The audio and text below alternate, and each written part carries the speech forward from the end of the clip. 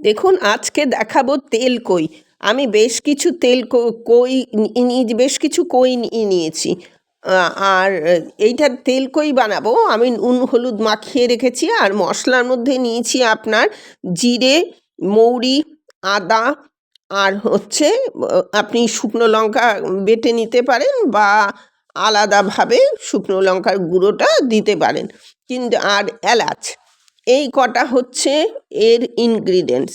এবার যথারীতি কড়াটা বসিয়ে দিয়েছি, তেল দিয়ে দিয়েছি। তেলটা গরম হলে, মাছ কিন্তু খুব কড়া ভাজবেন না, তেল কইয়ে মাছ খুব কড়া ভালো লাগে না, বা ভালো খেতে লাগবেও না।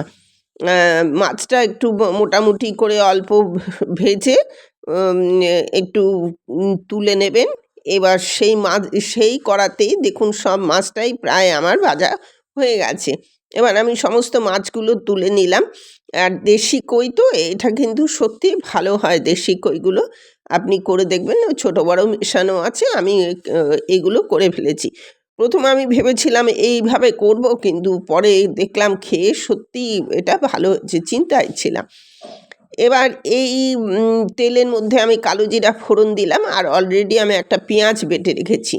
আপনার মাছ অনুযায়ী আপনি একটা দুটো পেঁয়াজ বেটে রাখবেন। পেঁয়াজটার মধ্যে একটু দেখবেন, যখন পেঁয়াজটা একটু মানে ভাজা ভাজা হয়েছে, দুটো কাঁচা লঙ্কা তুলে দেবেন। আর আমি টমেটো বাটা দিইনি, টমেটোটা এইভাবে দিয়েছি। টমেটো বাটা হতে না অনেকটাই সময় লাগে, যতক্ষণ না কাঁচা গন্ধটা যাবে। আর এইভাবে করলে আপনার খুব তাড়াতাড়ি ব্যাপারটা হয়ে যাবে, তেল বেরিয়ে যাবে। এবার এর মধ্যে আমি কিছু ড্রাই স্পাইসেস দিয়ে দেবো, যেমন ধরুন হলুদ দিয়ে দেবো। আর ওই মশলাটা, হলুদ তো দেবই, আর একটু ধনে গুঁড়ো দেবো, আর নুন দেবো, চিনি দেবো, আর শুকনো লঙ্কা গুঁড়ো দেবো। আর ওই যে মশলাটা, তার আগে, ওইগুলো দেওয়ার আগে ওই যে মশলাটা, যেটা আমি মৌরি, এলাচ, জিরা আর আদা সব দিয়ে বেটে রেখেছিলাম, সেটা দিলাম। এগুলো সব পর দিয়ে এটাকে তেল যাতে বেরোয়, এইভাবে আমি এটাকে কষতে থাকবো। বাই দা ওয়ে, আমি নূপুর, আপনারা দেখছেন smile with Nupur and Tania. Please একটু সাবস্ক্রাইব করে দেবেন, বেল আইকনটা টিপতে ভুলবেন না, লাইক শেয়ার করে দেবেন। এবার ফিরে এলাম আবার রান্নায়। দেখুন, এটা বেশ তেল বেরিয়ে গেছে। অনেক রকম ধরনের তেল কই সর্ষে বাটা টাটা দিয়ে হয়, কিন্তু আমি একটু ভয়ে ভয়ে এটা করেছিলাম। প্রথম যখন করেছিলাম তখন এটা অত্যন্ত সুস্বাদু হয়েছিল বলে আমি আমি আপনাদের কাছে শেয়ার করলাম, কিন্তু পরে দেখলাম সব তেল কইয়ের থেকে এটাই সবচেয়ে সেরা লাগছে।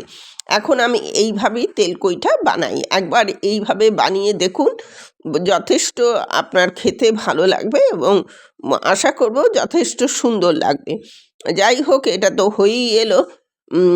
এতক্ষণ আমার সাথে থাকার জন্য অশেষ ধন্যবাদ। এবার আমি পরিবেশন করে আপনাদের এটাকে দেখালাম। ঠিক এইভাবে করে একবার আমাকে কমেন্টে জানাবেন। আপনাদের কমেন্টের অপেক্ষায় আমি থাকব।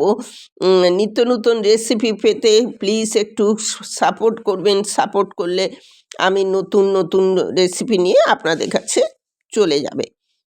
আজ তাহলে আসছি।